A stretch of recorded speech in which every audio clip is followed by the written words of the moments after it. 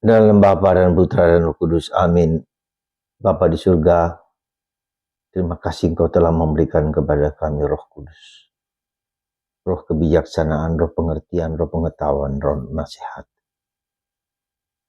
Ketujuh bagian dari Roh Kudus ini Kau berikan kepada Salomo dan kepada kami juga yang memohon kepadamu.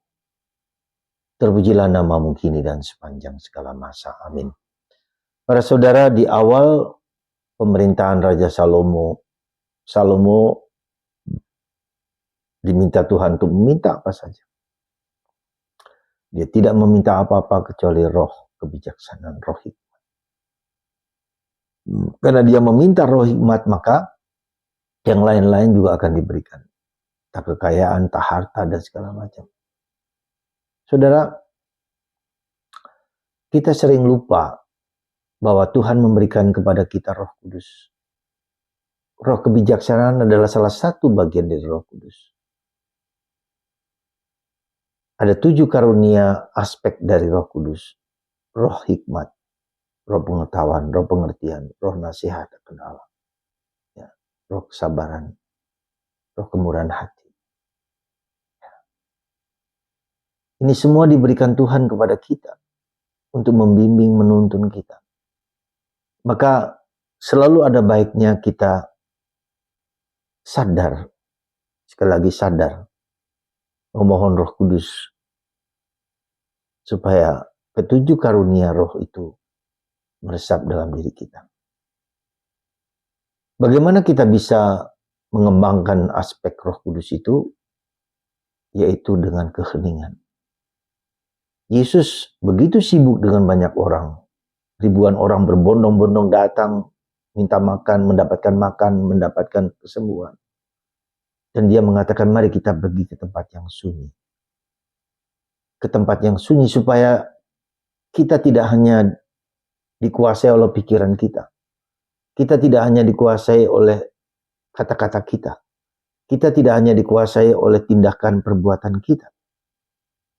Tapi kita dikuasai oleh Allah. Oleh Roh Kudus. Dalam keheningan dan kesunyian itulah yang bicara bukan lagi mulut, bukan lagi pikiran, tapi hati. Yang mendengarkan, listening heart. Ya, supaya kita bisa contemplating heart, hati yang sujud sunyi dan melihat Tuhan yang bekerja dalam diri kita. Itulah keseimbangan ya, kita untuk bisa membuat hati kita berdoa, mendengarkan Tuhan.